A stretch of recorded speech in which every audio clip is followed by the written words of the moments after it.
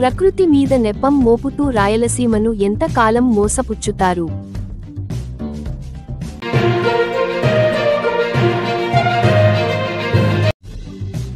వివాహితపై కడమల కాల్వ RMP doctor Subbarayudu లైంగిక వేధింపులు.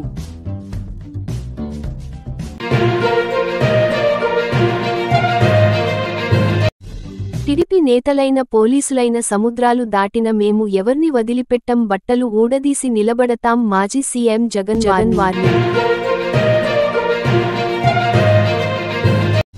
నంద్యాల చిన్న చెరువులో మృతదేహం లభ్యం.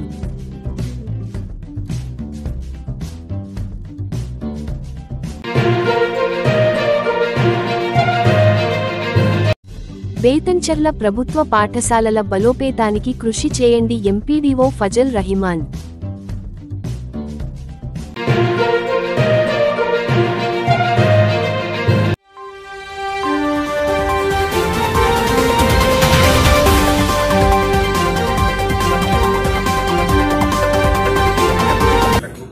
ఇక్కడికి వచ్చినటువంటి రాయలసీమ మిత్రులందరికీ నమస్కారం.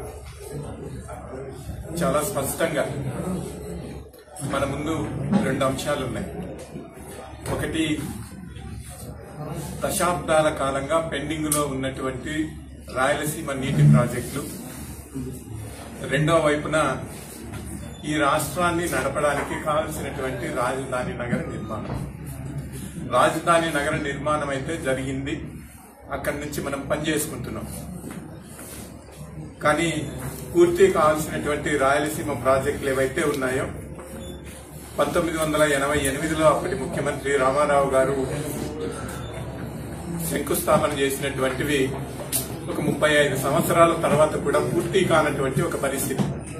సో ఈ పరిస్థితిలో మనం ఖర్చు పెట్టేటువంటి డబ్బు, అప్పు తెచ్చి ఖర్చు పెట్టేటువంటి డబ్బు ఏదైతే ఉందో ఆ డబ్బు దేనికి ప్రాధాన్యతా క్రమంలో ముందు ఖర్చు పెట్టాలి అని అంటే రాయలసీమ ప్రాజెక్టులకు ఖర్చు పెట్టి ఇక్కడ ఉన్నటువంటి హంద్రీనీవా, గాలేరు నగరి, వెలిగొండ ఈ ప్రాజెక్టులకు ఖర్చు పెట్టాలి.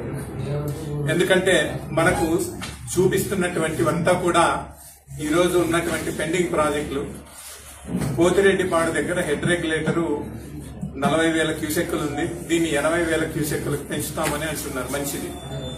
మరి 80,000 క్యూసెక్కులకు పెంచినా లేదా ఇప్పుడు ఉన్నటువంటి 40,000 క్యూసెక్కులతో వచ్చేటువంటి నీరు ఏదైతే ఉందో ఆ నీటిని తరలించడానికి కావాల్సినటువంటి కాలువలు ఉన్నాయా?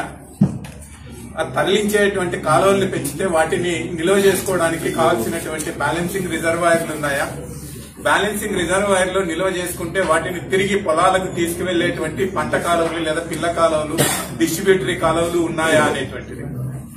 అందుకే మనం రాయలసీమకు సంబంధించి మా నీరంతా కూడా కృష్ణా డెల్టాలో వాడుకుంటున్నారు అని చాలా సార్లు చెప్తూ వచ్చాం. ఆ సందర్భంలో పెద్దలు ఎర్నేని నాగేంద్ర గారు కలిసి వచ్చేవాళ్ళు మనతోనే.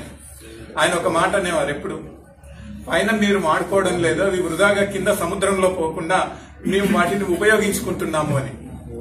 అంటే ఒక 40-50 సంవత్సరాలుగా ఇక్కడ పూర్తి చేయాల్సినటువంటి ప్రాజెక్టులు ఏవైతే ఉన్నాయో ఆ ప్రాజెక్టులు పూర్తి చేయకపోవడం వల్ల జరిగినటువంటి నష్టం ఏంటంటే, ఇప్పుడు కర్నూలు పశ్చిమ ప్రాంతం నుంచి సుగ్గిపోతారు, అనంతపురం కదిరి తాలూకా లేదా అటువంటి దక్షిణ తాలూకాల నుంచి కిందికి బయటికి వలస వెళ్లిపోతున్నారు.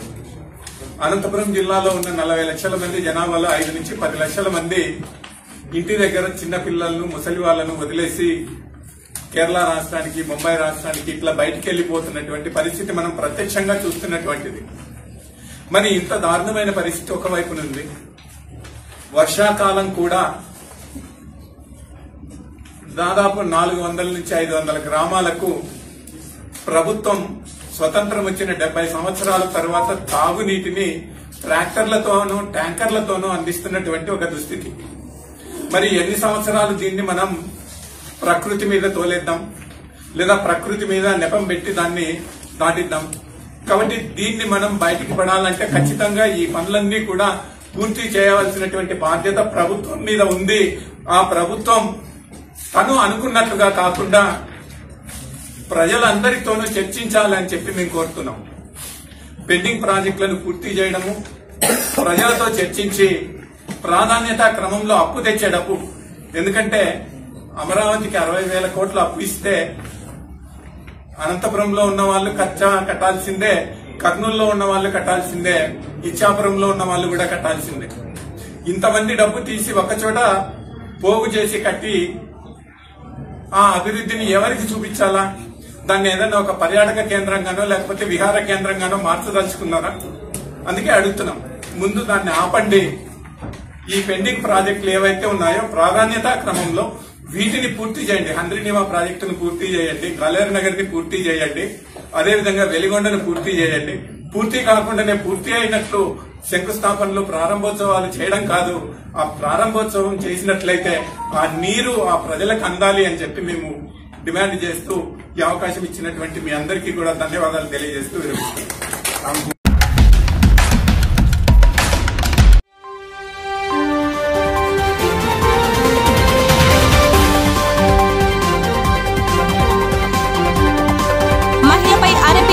లైంగిక వేధింపులు.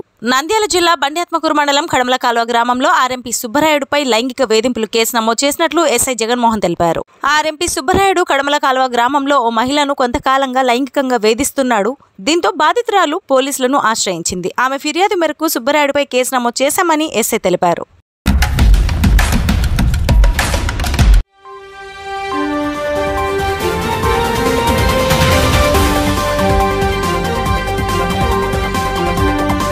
జైళ్లలో పెట్టే కార్యక్రమాలు జరుగుతూ ఉంది.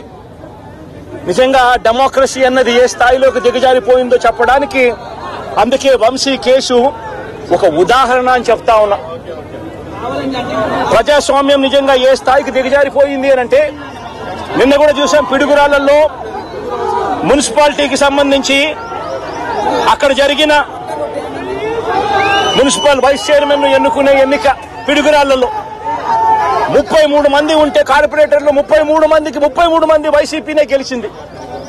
మరి తెలుగుదేశం పార్టీ కార్పొరేటర్ కనీసం ఒక్కడు కూడా లేకపోతే తెలుగుదేశం పార్టీ ఏకంగా పిడుగురాళ్ల వైస్ ప్రెసిడెన్సీ సీటు ఒక్క సభ్యుడు కూడా లేని ఆ సీటును వీళ్ళు సిగ్గు లేకుండా మేమే గెలుచుకున్నాము అని చెప్పుకుంటా ఉన్నారు అని అంటే నిజంగా పోలీసులు అనే వాళ్ళు చంద్రబాబు నాయుడు గారి హయాంలో ఏ స్థాయికి దిగజారిపోయి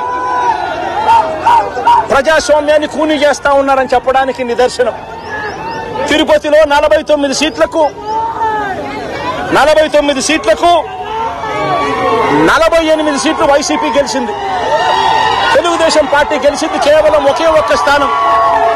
అటువంటి చోట డిప్యూటీ మేయర్ పోస్టు పోలీసుల ఆధ్వర్యంలో తెలుగుదేశం పార్టీ వాళ్ళు కార్పొరేటర్లను కిడ్నాప్ చేసుకొని బస్సులో నుంచి కిడ్నాప్ చేసుకొని పోయి డిప్యూటీ మేయర్లను మేమే గెలుచుకున్నామని చెప్పి వాళ్ళు ప్రకటించుకుంటా ఉంటే పోలీసులు ఏ స్థాయికి దిగజారిపోయినారు తెలుగుదేశం హయాంలో అని చెప్పడానికి ఇంకో నిదర్శనం. తుని నియోజకవర్గంలో 30 కార్పొరేటర్ల స్థానాలు 30కి 30 వైసీపీ గెలిచింది. తెలుగుదేశం పార్టీకి కనీసం ఒక్కడంటే ఒక్క అభ్యర్థి కూడా లేడు. వాళ్ళు అలాంటి చోట ఎన్నికలు జరిగితే అలాంటి చోట వైస్ ప్రెసిడెన్సీని వయసుని ఎన్నుకునే ఎన్నిక వైస్ చైర్మన్ ఎన్నుకునే ఎన్నిక జరిగితే వైసీపీకి ఎలాగో వైసీపీ వాళ్ళను దౌర్జన్యం చేసి తీసుకునే పరిస్థితి లేకపోయేసరికి తెలుగుదేశం పార్టీ వాళ్ళు ఎన్నికనే పోస్ట్ పోన్ చేశారు. అంటే వీళ్ళకి అనుకూలమైన వాతావరణం వచ్చేదాకా ఎన్నికలు జరపరు. కోర్టు పర్యవేక్షణలో ఉన్న కేసులకు సంబంధించిన పరిస్థితులు ఇవి. పాలకొండలో కూడా అంతే. వైసీపీకి అందులో 17 ఉంటే తెలుగుదేశం పార్టీకి కేవలం 3. మళ్ళీ అక్కడ వైస్ ప్రెసిడెన్సీ అన్నది వైసీపీకి రావాలనా తెలుగుదేశం పార్టీకి రావాలనా? కానీ వీళ్ళకి అనుకూలత వచ్చేదాకా పోస్ట్ పోన్మెంట్లు. ఇలా ప్రతి సందర్భంలోనూ కూడా డెమోక్రసీని కూనీ చేస్తా ఉన్నారు. పోలీసులను వీళ్ళు ఇష్టానుసారంగా వాడుకుంటా ఉన్నారు. నేను ఇవాళ ఒకటే చెప్తా ఉన్నా, ప్రతి పోలీసు వ్యక్తికి కూడా చెప్తా ఉన్నా, మీ టోపీ మీద ఉన్న 3 సింహాలకు కనిపించే ఆ సింహాలకు సెల్యూట్ కొట్టడం మొదలుపెట్టండి. తెలుగుదేశం పార్టీ నాయకులకు సెల్యూట్ కొట్టడం మొదలుపెట్టి వీళ్ళు చెప్పినట్టుగా చేయడం మొదలుపెట్టి అన్యాయాలు చేయడం మొదలు పెడితే మాత్రం ఎల్లకాలము తెలుగుదేశం పార్టీ ప్రభుత్వమే ఉండదు అని చెప్పి ఇవాళ ప్రతి అధికారికి కూడా నేను తెలియజేస్తా ఉన్నా. రేపొద్దున మళ్ళీ మా అధికారం వస్తుంది. వచ్చినప్పుడు అన్యాయం చేసిన వీళ్ళందరినీ, వీళ్ళ అధికారులందరినీ, అన్యాయం చేసిన ఈ నాయకులందరినీ కూడా బట్టలు కూడా తీసి నిలబెడతామని చెప్పి కూడా ఈ సందర్భంగా తెలియజేస్తా ఉన్నాను. ఎవరిని వదిలిపెట్టేది ఉండదు. ఇదే వంశీని అరెస్ట్ చేసేటప్పుడు సిఐ అన్నాడట, నేను 1.5 సంవత్సరంలో రిటైర్ అయిపోతాను అని చెప్పి. రిటైర్ అయిపోయినా కూడా సప్త సముద్రాల అవతల ఉన్నా కూడా మొత్తం అందరినీ కూడా పిలిపిస్తామని చెప్పి కూడా ఈ సందర్భంగా చెప్తా ఉన్నా.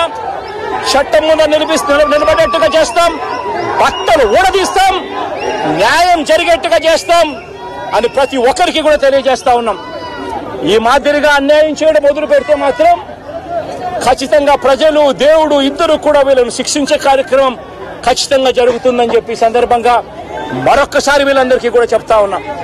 అన్యాయంలో భాగస్వాములు కావద్దండి. మీ టోపీ మీద ఉన్న సింహాలను గౌరవించండి, వాటికి సెల్యూట్ కొట్టండి, మీ వ్యక్తిత్వాన్ని కాపాడుకోండి అని చెప్పి ఈ ప్రతి అధికారికి కూడా ఈ సందర్భంగా తెలియజేస్తా ఉన్నాం.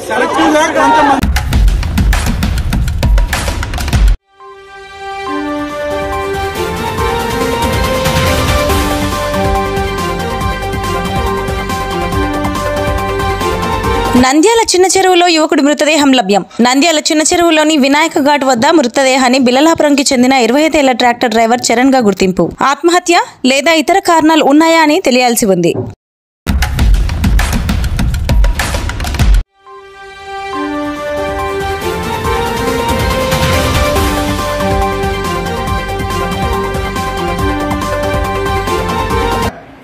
ఇందాక స్వామి చెప్పినట్లుగా ఈ అంగన్వాడీ విద్యార్థులు ప్రాథమిక స్థాయిలో ఉండే స్కూళ్ళకి పక్క ప్రైమరీ స్కూల్కి పోవాలనే ఒక లక్ష్యంతో కూడా సమన్వయం చేయడం, అంగన్వాడీలని ప్రాథమిక పాఠశాలని సమన్వయం చేసి మన యొక్క ప్రభుత్వ పాఠశాలని బలోపేతం చేయడమే దీని యొక్క ముఖ్య ఉద్దేశం. కాబట్టి మీరు మీ యొక్క పొరుగున్నటువంటి టీచర్లతో సమన్వయం కావడము, మీ పొరుగున్న పాఠశాలలకు మీ పిల్లల్ని రికమెండ్ చేయడము, అలా కాకుండా కంప్లీట్ అయినటువంటి వెంటనే మీ పిల్లల్ని మొత్తం సెట్ గా పోయి అక్కడ చేర్పించడం చేస్తే అప్పుడు ప్రభుత్వ పాఠశాలలు ఇంకా బాగా అభివృద్ధి చేయడానికి అవకాశం ఉంటుంది. కాబట్టి మీరు చక్కగా నేర్చుకోవాలి. మీకు ఇచ్చినటువంటి నోట్బుక్, ఫోల్డర్ వాటిని సద్వినియోగం చేసుకుని ఇక్కడ ఇచ్చినటువంటి ఉదయం 9 గంటల నుంచి 5 గంటల వరకు ఉన్నటువంటి ఈ యొక్క షెడ్యూల్లో మీరందరూ తప్పకుండా పాల్గొనాలి. మీ యొక్క కార్యక్రమంలో సెల్ ఫోన్లను మీరు స్విచ్ ఆఫ్ చేసుకుని ఉండాలి. మీకు ఆల్రెడీ గ్రూప్ కూడా ఫార్మ్ చేసినాము. ఆ గ్రూప్ లో మీకు రావాల్సిన సమాచారం అంతా మీకు అక్కడ అందులో వచ్చేస్తుంది. అంటే మీరు ఎప్పుడు మీ దగ్గర ఆ సెల్ ఫోన్ పక్కనే ఉంచుకోవాలి. మీరు డెవలప్ కావాలంటే మీ దగ్గర సెల్ ఫోన్ పక్కన ఉండాల్సిందే. అది మీ పర్సనల్ ఫోన్, ఆఫీస్ ఫోన్ అనేది సెకండరీ. మీ దగ్గర డిఆర్పీలు గాను 3 సూపర్వైజర్స్, ఐసిడిఎస్ సూపర్వైజర్స్ కూడా శిక్షణ తీసుకుని ఉన్నారు. వీళ్ళు మీకు చెప్పే ప్రతి విషయాన్ని మీరు నోట్ చేసుకోవాలి. ఇది యాక్టివిటీ బేస్డ్ గా ఉంటుంది. వీడియోస్ కూడా మీకు చూపిస్తారు, వాటిని మీరు గమనించాలి. వాటిని మీరు అనుసరించి మీకు ఈ రోజు ఒక టెస్ట్ పెడతారు. ఆ టెస్ట్ మీరు ఇలా అయినా రాయొచ్చు, ఇబ్బంది లేదు. కానీ 6వ రోజు ఒక టెస్ట్ పెడతారు. ఆ 6వ రోజు టెస్ట్ మాత్రమే మీరు జాగ్రత్తగా రాయాల్సి ఉంటుంది. మరి ఇప్పుడే కాలాతీతమైనది స్టార్ట్ అయిపోతుంది. ఇందాక ఎంబీఓ గారు చెప్పారు 6 రోజులు మీరు శిక్షణ పొందుతారు. ఆ 6 రోజులకు సంబంధించి కోర్స్ డైరెక్టర్ గారు ఎంబీఓ 2 గారు మీకు అంతా దగ్గరుండి ఏర్పాట్లన్నీ చేస్తారు. ఇందులో ఏదన్నా లోటుపాట్లు ఉన్నా అవన్నీ సార్ దృష్టికి తెమ్మని చెప్పేసి మీకు సభాముఖంగా చెప్పారు. ఇక ముఖ్యంగా అంగన్వాడీ టీచర్ల బాధ్యత ఏంది, ఎలా అనేది బాగా గమనించాలి. ఒక చిన్న మొక్క మనము పెరట్లో వేసుకుంటే అది ఒక పెద్ద మానవడానికి కారణము చిన్నతనంలోనే దాని యొక్క పర్యవేక్షణ సక్రమంగా చూస్తే అది మానే ఆ చిన్న రేపు పొద్దున్న భావి భారత తరాలకు మంచి పౌరుడిగా అందించబడతారు. మీ యొక్క బాధ్యత ఎలాంటిదంటే చిన్న పిల్లవాడు తల్లిదండ్రులు ఏదైతే చెప్తారో అదే వేదం అన్నది. ఈ సృష్టిలో వచ్చిన తర్వాత మోసాలు, కపటాలు ఇట్లాంటివన్నీ చిన్నపిల్లవాడికి తెలియదు. తల్లిదండ్రులు చెప్పిన తర్వాత అంగన్వాడీ టీచర్లు మీరే వారికి తల్లి, సెకండ్ తల్లి, కరెక్ట్ చెప్పాలంటే రెండో తల్లి అనుకోండి. తల్లి పొద్దున పూట లేదంటే ఒక 16 గంటలు 18 గంటలు తన సంరక్షణలో పెట్టుకుంటే దాదాపు 6 నుంచి 8 గంటలు మీరు మీ యొక్క సంరక్షణలో పెట్టుకుంటారు. అంటే మీరు చెప్పిందే ఆ పిల్లవాడికి వేదం.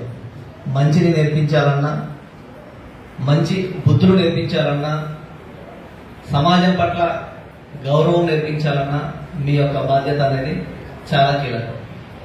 ఇక ఈ ట్రైనింగ్లు ఇవన్నీ న్యూ ఎడ్యుకేషన్ సిస్టమ్ మన భారత ప్రభుత్వం ఏదైతే పెట్టిందో దాన్ని అంగన్వాడీ టీచర్లను, అంగన్వాడీ సెంటర్స్ను ప్రైమరీ స్కూళ్లకు అనుసంధానం చేయడానికి ఈ యొక్క ఎన్రోల్మెంట్ ఎక్కడైతే ప్రైమరీ స్కూల్లో మీకు 3 ఏళ్ల నుంచి 5 ఏళ్ల వరకు మీ సంరక్షణలో లేదంటే 6 ఏళ్ల వరకు ఉంటారో దాని తర్వాత వెంటనే స్కూళ్ళల్లో, గవర్నమెంట్ స్కూళ్ళల్లో జాయిన్ చేయడానికి. ఎందుకు గవర్నమెంట్ స్కూళ్ళల్లో జాయిన్ చేయాలంటే గవర్నమెంట్ అనేక ప్రోగ్రామ్స్ కింద నాడు నేడైతే ఉంది కదా ప్రభుత్వం, ఇప్పుడున్న ప్రభుత్వము ఈ యొక్క స్కూళ్లను మెర్జ్ చేసేసి మంచి క్వాలిటేటివ్ ఎడ్యుకేషన్ ఇచ్చేసి ఇంత ఇన్ఫ్రాస్ట్రక్చర్ ఇచ్చారు. ఇంత మంచి టేబుల్స్ ఉన్నాయి, మంచి దృశ్య శ్రవణ సంబంధించిన ప్రోగ్రామ్స్ సంబంధించి బైజూస్ లాంటి ఎడ్యుకేషన్ ప్రభుత్వ స్కూళ్ళు ఎక్కడే కానీ ప్రైవేట్ స్కూళ్లకు తీసిపోవు. ప్రభుత్వ స్కూల్ అనేటివి ఒక మంచి నడవడికకు, మంచి భవిష్యత్తు నిర్మించడానికి ఒక దేవాలయాలు లాంటివి అని చెప్పేసి ప్రూవ్ చేయడానికే ఈ యొక్క ప్రోగ్రామ్స్ అన్ని కండక్ట్ చేస్తున్నారు. కనుక మీరు ఏదైతే మీకు డిఆర్ ఇస్తారో, ఐసిడిఎస్ సూపర్వైజర్ 3 ఉన్నారు, హై స్కూల్ స్కూల్ టీచర్స్ ఉన్నారు 5 మంది. ఈ 8 మంది ఎవరైతే చెప్తారో 2 సెక్షన్స్ కింద డివైడ్ అయ్యి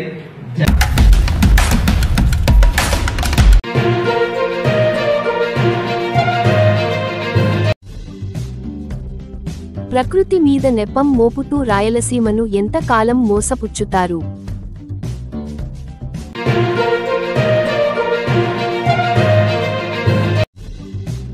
వివాహితపై కడమల కాల్వ ఆర్ఎంపీ డాక్టర్ సుబ్బరాయుడు లైంగిక వేధింపులు.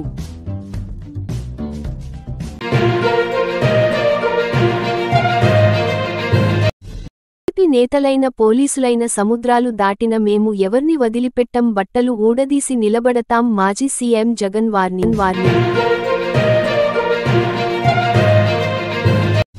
నంద్యాల చిన్న చెరువులో మృతదేహం లభ్యం.